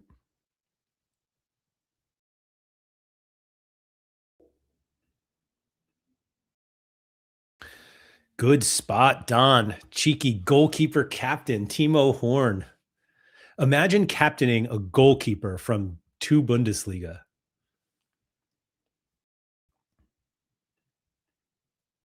Second place, Horn, McKenna, Muslija. Oh, yeah. Atik is back. And Teji. Teji with a good one. And there's Teji again. We love to see it. Teji Savigny, just an absolute goat. He hasn't even been on the platform that long. Rare, Loris Karius and Katic. That's a Schalke defensive stack. Cuisance starting to pick it up again. Fabian Reese, who's been a beast. Oh, wow. These three guys basically, anybody who's like, who should I get from two Bundesliga? It's these three guys. Atik has been a little sketchy recently, and even Cuisance hasn't been great, right? But Reese has been solid.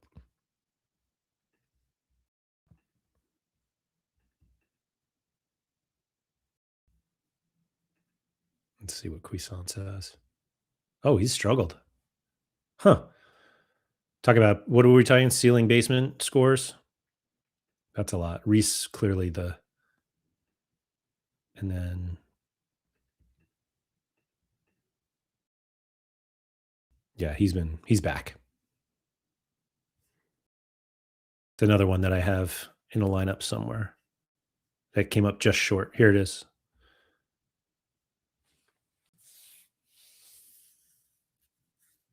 I feel like I made a mistake here somewhere.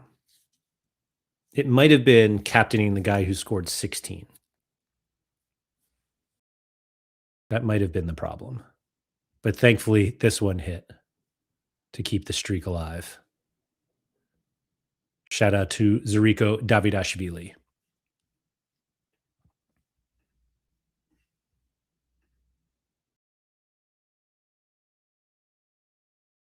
Oh man, Kurt had 100. Who are these guys? Philippe Kenny from Zurich. Why not? Ooh, hello. He's taken all of Benny Traore's decisives. And super rare, Johnny Placide, McKenna, Benisser, Futkeu, and Tomiak. Oh, wait a minute. Oh, yeah. There you go. GG's.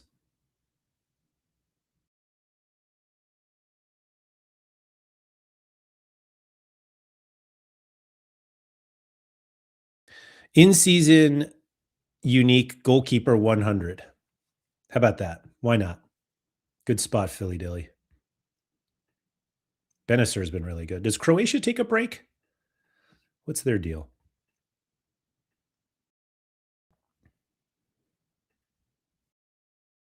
So we've got December 14th and just none after that. No fixtures. Let's see. Fixtures. Yeah. Oh, wait, December 20th. So they have this weekend and then they take a month off.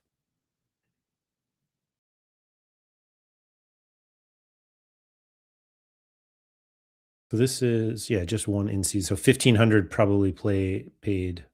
Well, they paid more. Let's see. Paderborn stack in second. Benisser has not been good. Was he just good earlier? He was good at some point, wasn't he? Oh, yeah. I'm sorry. I was thinking of here. I didn't realize these were here. My bad. Where was that? Yeah, Paderborn. I have a Paderborn collection. I never would have put this lineup together. That was my one that hit, right? I played Getz. And I don't think I have. And I played Mika Bauer in a different lineup. What was I doing? I played Bauer here. So I could have played. No, because this Saturday I had a clip. So I don't know. I was there. Excuse me. Okay. That's all the in season comps. Champ, which still has games to go. So I don't want to say this is the winner here, but this is kind of what to get near the top. This is interesting, actually. Allison, Konate, Wackham Anderson, Foden, Himad Abdelli, Gnabry, and Vinny. It's kind of like, no, oh, you have Kane? No. You have Elise? No. I've got Serge, Gnabry. They're like, oh, do you have Mbappe? No. Jude? No. No, I'm going with Vinny.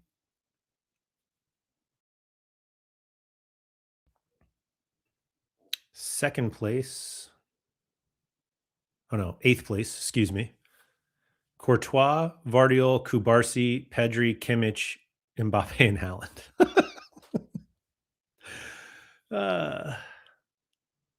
To finish eighth. And Captain Pedri. Imagine having all these cards. That's got to be so hard to choose. I guess you're like Haaland away, Mbappe away, Kimmich at home. I guess I get it.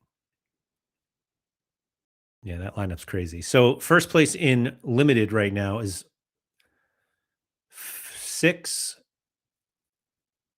6 Barcelona and Kimmich. Garcia, Koundé, Balde, Pedri, Yamal, Rafinha, Kimmich.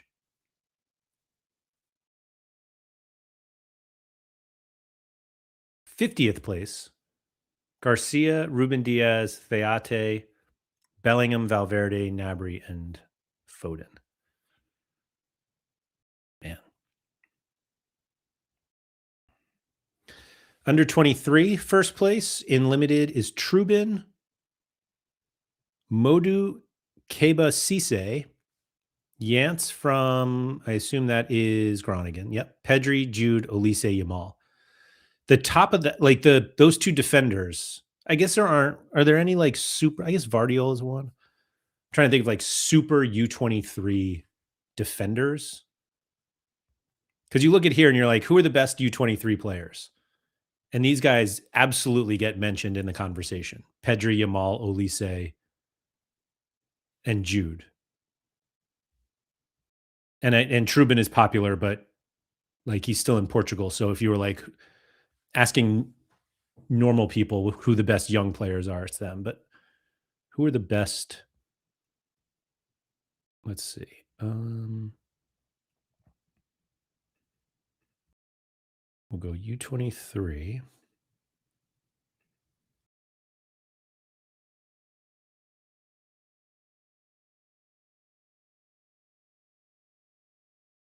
Oh wait, and then position.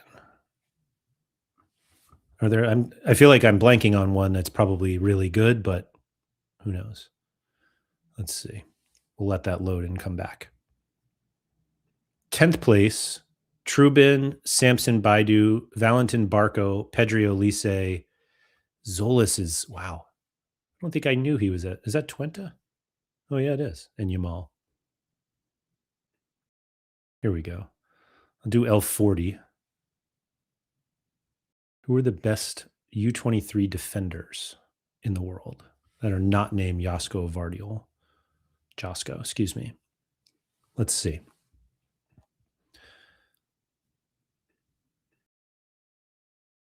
First place in rare, Penders, Smets, Dedic, Pedri, Yamal, Due, and wow, Fujita. Oh.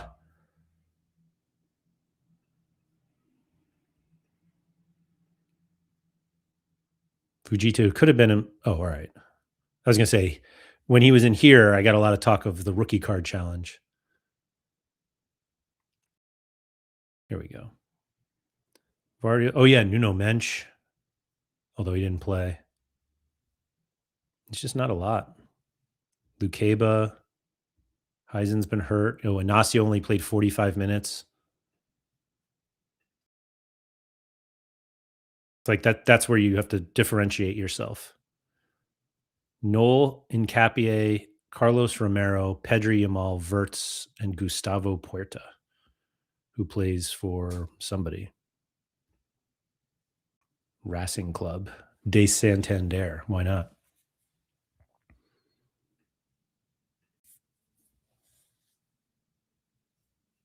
Still need a Champ U23 contest. Yeah, that'd be cool. Super Rare is Risser and Baidu from Lons, Jance from Groningen, Saka, Rezink, Zolis, and Arribas. 3 of the Barca defenders are U23. Not always great scores, to be fair, but peak quite off. Yeah. So what is it? Kubarsi, Balde, and Garcia? Yeah, it's my U23 defensive GOAT this year. Yeah, he's been great, right? It's not like Groningen are that good, for all I know. Where are they? Let's see. Well, they're 5th. That's actually a lot better. Although 8, is that 6 losses? 6 losses. That's much higher than I thought they were, to be honest. Ahead of AZ. Wow. But yeah, there you go. Guy loves a clearance off the line or a last man tackle. So this is last man tackle, clearance off the line, clearance off the line. Can see the difference with the extra foot there. That's the tackle as opposed to the clearance, where you can see the end line, or the goal line there. Jordan Martinez. Oh yeah. Actually, Martin was my first quick play hit the other day. because I won him as a tier 2, I think. Let's see who wins unique. Pranksy. Andre Gomez. I don't even know who he plays for, but he was at Benfica. Vardiol, Malo Gusto 100, Arda Guler, Verts, Cole Palmer, and Tillman from Bayer Leverkusen. Wow. 4 defensive DAs in 9 games is impressive. Yeah, the Eredivisie Opta guy loves Gerard Maldini. um, the Eredivisie Opta people love a last man tackle or a goal line clearance. No Lamine for Pranksy. So he tweeted about it. I think he played him in La Liga in season. I don't think he plays him in U23.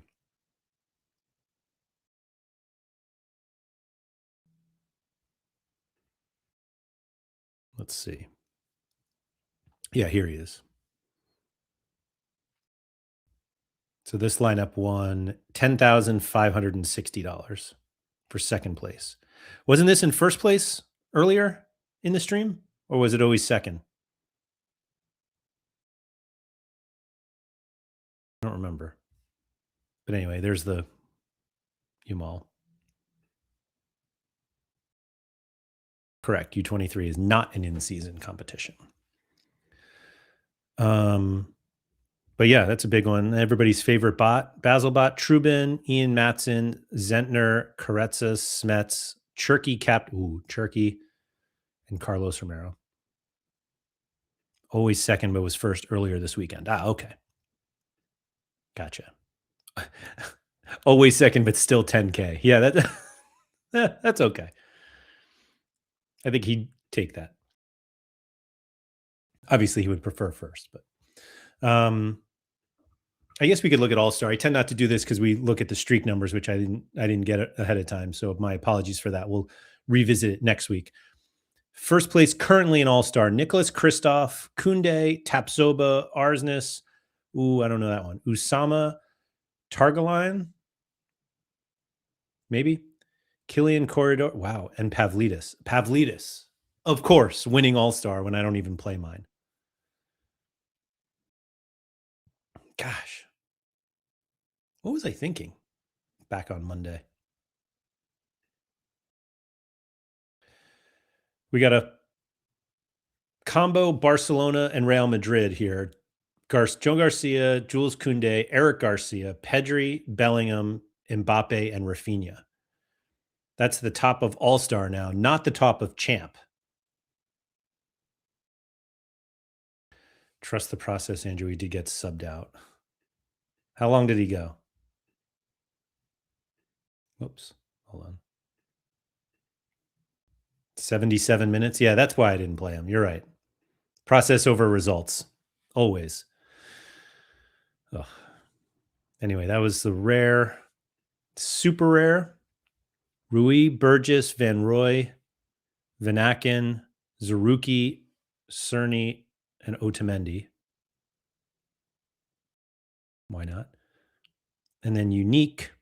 Ryman, Bassi, Zananzo, Ryman, Bassi, Windall, Benisser, Madsen, Katamo, and Cienza.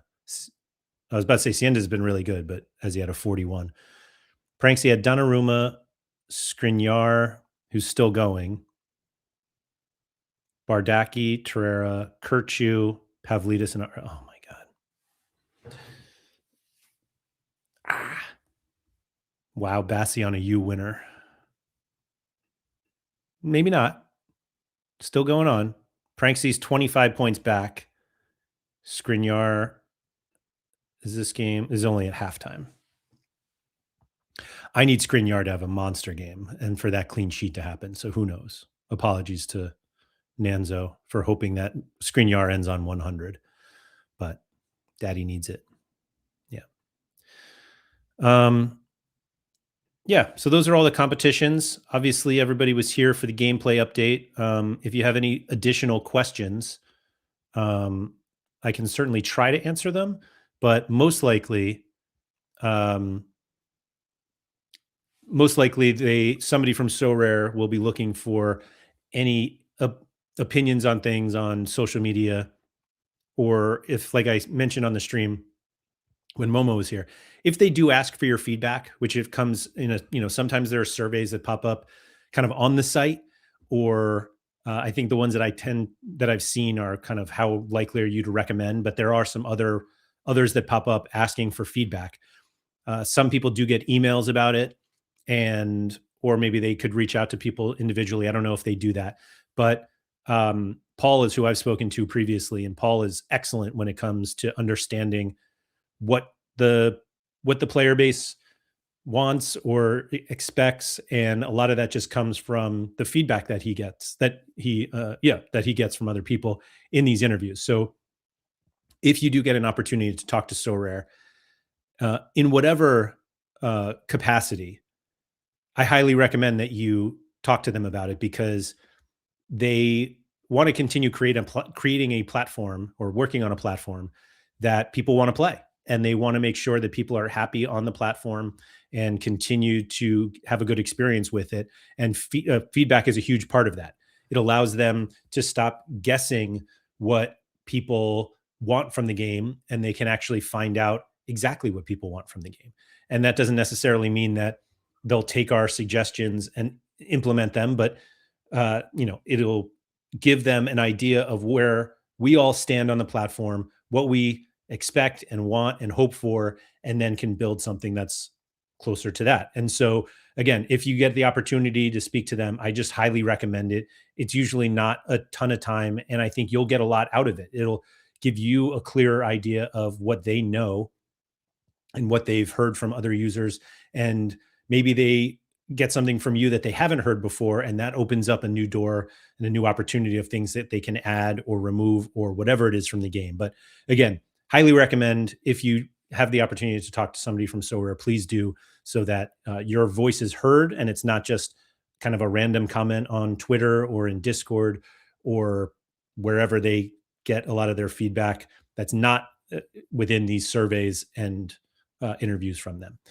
But anyway, that's all I got for today. Really appreciate everybody coming out. Special thanks to Momo, who was here earlier, who kind of gave us a little more information on this update and what the thinking process was for a lot of those. As he mentioned, there's going to be more of an update, or a much bigger update, in January.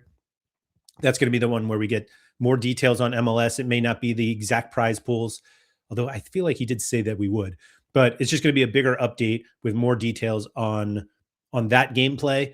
We don't usually get an update in December. It's usually like one or two in January, or January and February. And so I think this one was created to give us the indication that they hear what we're talking about, and kind of the early Essence thing, because there were a lot of people talking about saving Essence for the following season, and whether we'd be able to do that. So it's great that they gave us this update kind of, a couple weeks, even a month early, just so that we can go ahead and start planning for what we know, and at least know that they're talking about certain things that could change. And so we don't make kind of drastic changes to our galleries or our gameplay without knowing that something's coming. We do know that another update is coming in January. So we'll get Momo back on, or somebody from Sorare I'll certainly have back on, most likely here on the Sorare Spotlight, so that we can get sort of immediate feedback from people here in the live chat. Or if you have another comment, you can leave them in the comments below this video. So thank you to everybody for coming. If you're looking for more content from me, I do have my own Sorare channel. It's called Sorare with Laird. You can go just search that on YouTube. You'll be able to find it quite easily. I do videos 4 to 5 days a week, usually live streams, but I do separate videos for my rookie card challenge, which is what I'm trying to see how far I can go with just playing U23 competitions with rookie cards. And I also have been recently playing in-season super rare in League Un. And so I have some videos coming out later this week describing my current just failures with it.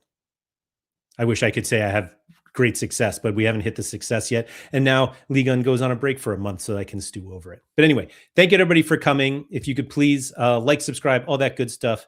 Shout out to Quinny. And I'll be back next week on this channel. And if you're looking for more Like I said, So Rare content over on So Rare with Laird. I'll be there tomorrow. Thanks everyone for coming, and please make sure you get outside.